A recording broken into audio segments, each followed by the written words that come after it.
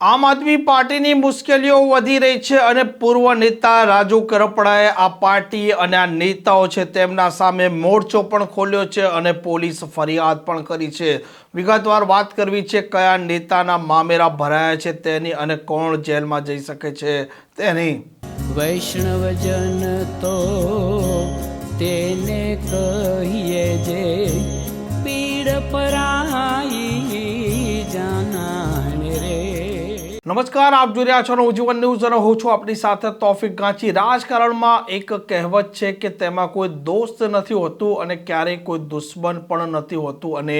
આવી જ પરિસ્થિતિ સમયાંતરે સામે આવતી હોય છે અનેક નેતાઓના દાખલા પરથી। એક સમયે આમ આદમી પાર્ટીમાં રહી આ રાજ્યના જે ખેડૂતો છે તેમના પ્રશ્નો ઉઠાવનાર રાજુ કરપડા છે તેમણે આ પાર્ટી છોડી અને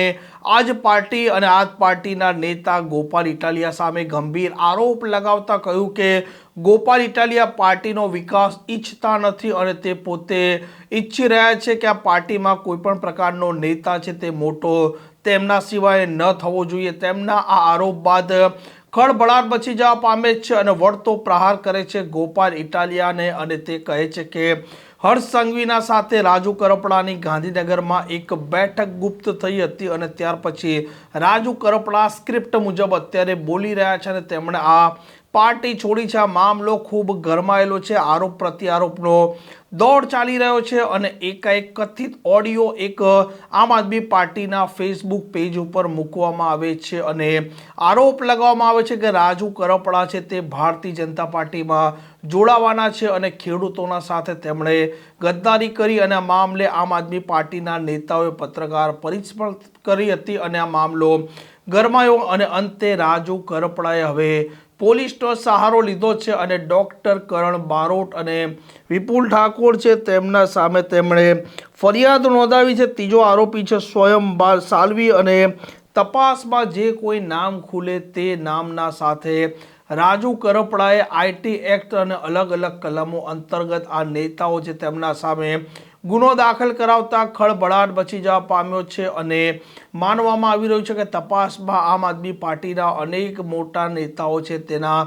નામ ખુલી શકે તેમ છે અને આ નેતાઓના સાથે જે નામ ખુલશે તે નેતાઓને પણ જેલના સળિયા ગણવા પડે તેવી પરિસ્થિતિ ઊભી થાય તો પણ નવાઈ નહીં। આમ એક સમયે આમ આદમી પાર્ટીમાં રહેલા રાજુ કરપડા અત્યારે આ જ પાર્ટીના જે નેતાઓ છે તેમના સામે મોરચો ખોલી નાખ્યો છે અને પોલીસ ફરિયાદ પણ કરી નાખી છે અને જે પ્રકારે આ નેતાઓના નામ ખુલ્યા છે, આરોપી બન્યા છે, તેમની મુશ્કેલીઓ તો ચોક્કસપણે વધવાની છે, પરંતુ આ નેતાઓની તપાસમાં જો કોઈ અન્ય નામો ખુલે છે તો તેમના માટે પણ મુસીબત ઊભી થાય તો પણ નવાઈ નહીં। આમ ગુજરાતમાં જે પ્રકારે રાજુ કરપડાએ આમ આદમી પાર્ટી છોડતા તે પોતે ખેડૂત નેતા હતા અને સ્વાભાવિક તે ગુજરાતનો ચહેરો હોવાથી આમ આદમી પાર્ટીને તેનું નુકસાન પડે। આ પ્રકારના સમાચાર માટે નવજીવન ન્યૂઝ ચેનલ સાથે જોડાયેલા રહો। નમસ્કાર।